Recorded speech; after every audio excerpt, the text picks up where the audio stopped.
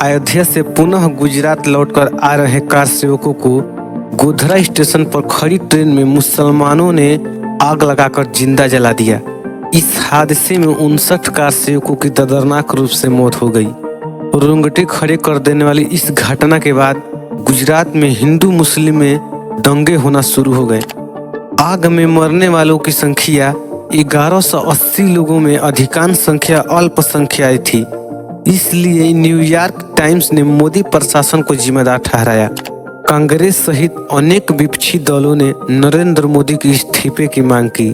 उसके बाद मोदी ने गुजरात की 10वीं विधानसभा भंग करने की प्रस्तुति करते हुए राज्यपाल को अपना त्याग पत्र सौंप दिया। इसके बाद परिणाम स्वरूप पूरे प्रदेश में राष्ट्रपति शासन लागू हो गया। राज्य में दोबारा चुनाव हुए, जिसमें भारतीय जनता पार्टी ने मोदी के सपोर्ट में विधानसभा की कुल सीटें 182 में से 127 सीटों पर जीत हासिल की। फिर अप्रैल 2009 में भारत के उच्चतम न्यायालय ने विशेष जांच दल भेजकर यह जानना चाहा कि कहीं गुजरात के दंगों में नरेंद्र मोदी की साजिश तो नहीं थी। यह विशेष जांच दलों में मारे गए कांग्रेसी सांसद एहसान जाफरी की विधवा पत्नी जाकिया द्वारा यह दल भेजा गया था। दिसंबर 2010 में उच्चतम न्यायालय ने SIT की रिपोर्ट पर यह फैसला सुनाया कि इन दंगों में नरेंद्र मोदी के खिलाफ कोई ठोस सबूत नहीं मिला है। फिर नरेंद्र मोदी के ऊपर आरोप पर आरोप लगता गया। फिर 26 जुलाई 2012 को नई दुनिया का संपादक शाहिद सिद्दीकी को दिए गए एक इंटरव्यू में नरेंद्र मोदी ने साफ शब्दों में कहा, 2004 में मैं पहले भी कह चुका हूं, 2002 के सांप्रदायिक दंगों के लिए मैं क्यों माफी मांगूं? यदि मेरी सरकार ने ऐसा किया है तो उसके लिए मुझे सरेआम फांसी दे देनी चाहिए।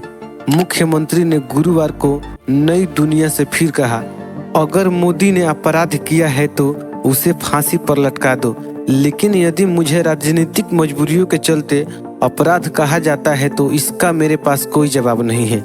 यह कोई पहली बार नहीं है जब मोदी ने अपने बचाव में ऐसा कहा हो। वे इसके पहले भी ये तर्क देते रहे हैं कि गुजरात में और कब तक गुजरे जमाने के लिए बैठे रहोगे। यह क्यों नहीं देखते कि पिछले एक दशक में गुजरात ने कितनी तरक्की की। इससे मुस्लिम समुदाय को भी तो फायदा पहुंचा है। लेकिन जब केंद्रीय कानून मंत्री सलमान खुर्शीद से इस बाबत पूछा गया तो उन्होंने दो टूक जवाब दिया। पिछले 12 वर्षों में यदि एक बार भी गुजरात के मुख्यमंत्री के खिलाफ FIR दर्ज नहीं हुई है तो आप उन्हें कैसे अपराधी ठहरा सकते हैं? उन्हें कौन फांसी देने जा रहा है? बाबरी मस्जिद के लिए पिछले 45 सालों से कानूनी लड़ाई लड़ रहे बॉम्बे वर्ष मोहम्मद हाशिम अंसारी के मुताबिक भाजपा में प्रधानमंत्री पद के उम्मीदवार नरेंद्र मोदी ने प्रांत गुजरात में सभी मुसलमान खुशहाल और समृद्ध हैं, जबकि इसके उलट कांग्रेस हमेशा मुस्लिमों में मोदी का भय पैदा करती रहती है। सितंबर 2014 की भारत यात्रा के दौरान ऑस्ट्रेलिया के प्रधानमंत्री टोनी एबॉट ने कहा कि नरेंद्र मोदी को 2002 के दंगों के लिए गुजरात के मुख्यमंत्री के तौर पर जिम्मेदार नहीं ठहराना चाहिए, क्योंकि वह उस समय एकमात्र पीठासीन अधिकारी थे जो अनगिनत जांचों में साफ साबित हो चुके हैं। और शायद आज उसी हादसे के बाद आज हिंदू मुस्लिमों में लड़ाई होती रहती है।